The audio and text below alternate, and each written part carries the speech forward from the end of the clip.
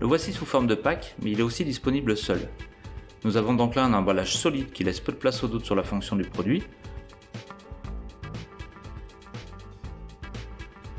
On y trouve un flacon d'huile de coupe et ça c'est très utile car ça améliore le fonctionnement du produit et sa longévité. Il y a également un étui pour le ranger lorsqu'on ne s'en sert pas. Et regardez cet embout de tournevis à tête de Mickey, il est tout chouchou donc. Mais il gagnera quand même à être monté sur un manche. Enfin le fourré, ou plutôt la fraise en carbure de tungstène monobloc qui, cocorico, est fabriqué en France. Alors qu'est-ce que le carbure de tungstène? Eh bien plutôt qu'un métal, c'est une céramique. Ça lui confère une dureté double de celle de l'acier et une grande résistance à la chaleur. Par contre il est assez fragile au choc et le réaffûtage demande des meules spécifiques. C'est pourquoi il faut éviter de le laisser tomber sur un sol dur et le démonter de la machine pour le stocker dans son étui dès que le travail est fini. Notre outil a un angle dit négatif, voyons la différence par rapport à un angle de coupe d'un fourré à métaux ou d'une fraise lime. Alors, quelle est la différence entre un outil à coupe positive et un autre à coupe négative? Sur un outil à coupe positive, on va avoir ici un angle inférieur à 90 degrés et donc on va pénétrer la matière. Ici c'est du laiton, le même laiton que dans un cylindre, et on va vraiment relever des gros copeaux, très nets. Par contre, si jamais une aiguille anti-perçage est dans la matière, ou au fur et à mesure que l'outil travaille et force, on risque qu'une chose, c'est de casser l'outil très facilement puisqu'il y a assez peu de matière. Sur un outil à coupe négative, on va au contraire faire un bourrelet de matière. Et ce bourrelet de matière, à force de se faire, il va se dégager en petits copeaux, en petites paillettes. En attendant, il s'use beaucoup moins et on imagine bien que quand il y a un insert en métal dur, il va beaucoup moins se casser, beaucoup moins s'abîmer qu'un angle positif. Et autre chose, si certains se souviennent de la pub, comment faire pour que le copeau ne colle pas? Parce que moi, quand j'usine là, j'ai du copeau qui se colle ici. Eh bien, tu laves ton outil tous les jours avec du tourné-utile.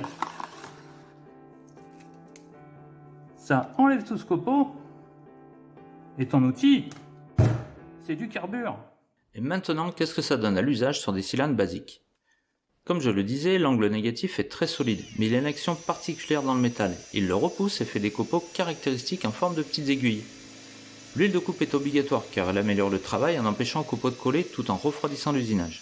Comme il n'y a pas d'évacuation par des gorges en forme d'hélice, je le fais tournoyer légèrement tout en appuyant assez fort sur la perceuse. Et de temps en temps, on recule, on dégage les goupilles qui forcément tombent dans le vide, on enlève les copeaux et on recommence. Le travail sur perceuse a l'avantage d'être très progressif et de préserver l'outil qui ne chauffe que très peu à ses vitesses. Ma Makita prend du 2000 tours par minute à peine, c'est relativement faible, mais ce n'est pas une course de rapidité. Vous avez forcément déjà utilisé des fourrés à métaux pour le même usage. Quand ils sont trop affûtés, ils mordent trop le métal et cassent facilement, et dès qu'ils sont émoussés, ils pédalent dans la semoule et il faut les remplacer ou les réaffûter. Ici pas de souci, le plus grand risque serait que l'outil se coince d'un coup à cause d'une goupille et casse. J'y ai pas pensé sur le coup, mais on peut peut-être même se servir du réglage de couple pour diminuer les conséquences d'un blocage. C'est pour ça aussi qu'on y va tranquillement mais sûrement et qu'on remet de l'huile. En plus elle est super dans son petit flacon tout mignon. Je vais arrêter de me trimballer ma bombe de 300 ml et prendre ça à la place. Et on peut même le recharger. Bon, on arrête avec la perceuse et les cylindres basiques, et comme notre outil a une queue de 6 mm, on va la monter sur une meuleuse droite. Cet outil a une vitesse à vide de 25 000 tours, et a un couple modéré, mais suffisant pour casser les outils en cas de blocage. Par contre, il est idéal pour passer rapidement les inserts anti-perçage, judicieusement noyés par ces taquins de fabricants de cylindres.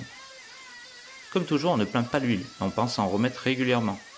L'attaque dans le laiton du cylindre ne pose pas de problème, mais dès qu'on voit des étincelles, c'est qu'on est dans une protection en acier ou en inox. À partir de là, l'outil peut beaucoup chauffer, ce qu'il faut bien sûr éviter. On le ressort donc, on en profite pour nettoyer l'orifice, faire tomber des copeaux, des goupilles, et on s'y remet progressivement. Vous voyez sur ces quelques fraisages que les protections sont vite dépassées, alors qu'avec un fourré on aurait perdu l'affûtage ou cassé la mèche. Même en prenant son temps, l'ouverture est sûre et rapide.